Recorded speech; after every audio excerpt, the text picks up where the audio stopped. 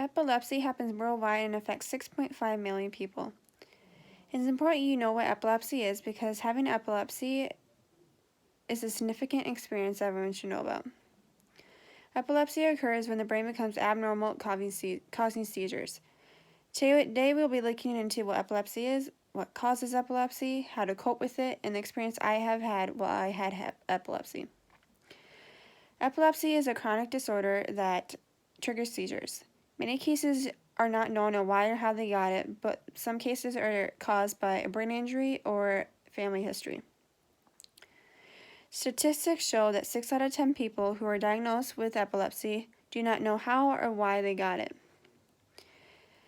Some symptoms may differ from person to person, considering that there are different types of seizures. The type of seizure you have depends on where it is located in your brain. One way doctors can figure out where the seizure is located is by an EEG. An EEG is a test that records your electrical pattern in your brain. The doctors place electrodes on your scalp, and from there, the electrical patterns are recorded on their computer when they can find the results.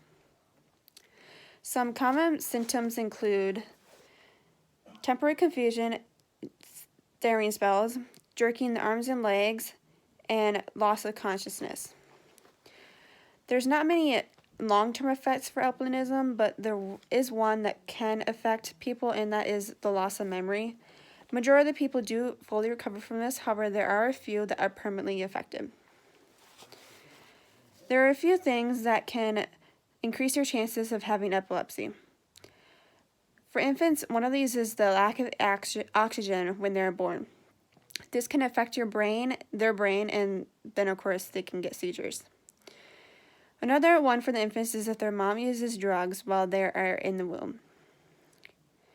Age also does increase the chance of having epilepsy, especially for over the age of 65. If you have any other disorders like autism, that also does increase your chances as well. Researchers say that you are more likely to develop epilepsy if you have a Hispanic background. However, no one exactly knows the reason why between that. The one main reason why that increases your chance of having epilepsy is that it's in your family. Coping with epilepsy is hard and will be hard no matter how severe it is. Coping may differ from person to person only because we're not all the same.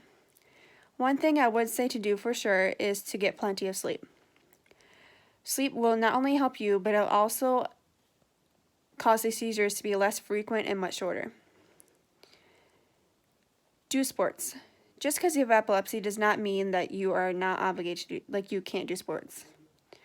Doing sports will make you maybe forget about having epilepsy and make you feel like any other person out in the world. And one last thing you can do is to maintain and get a social life. Create and have friends. Like, those friends will have your back no matter what happens. And I don't know, it's just, they'll just help you. It makes things so much easier.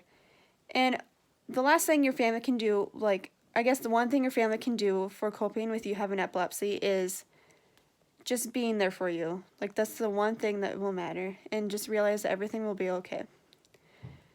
Now, my experience with epilepsy will be hard to forget. I have had epilepsy since I was 2, and I had to be transported on an ambulance to a hospital. From there on, I had multiple doctor visits and a lot of blood drawn. I will never forget the day that I was told by my doctor that I could wean off my medicine that was helping me with my seizures. From today on, I have been seizure-free for over 10 years, and I could not be any more grateful. Today, we looked at what causes epilepsy, what is epilepsy, how to cope with epilepsy, and my experience with epilepsy. I hope you learned a few things about epilepsy, and just remember it is caused by an abnormal in your brain, and that causes seizures.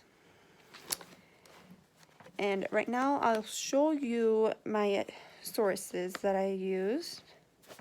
So this is one of them. I couldn't all fit them on one, but this is another one. And then There's all 3 of them.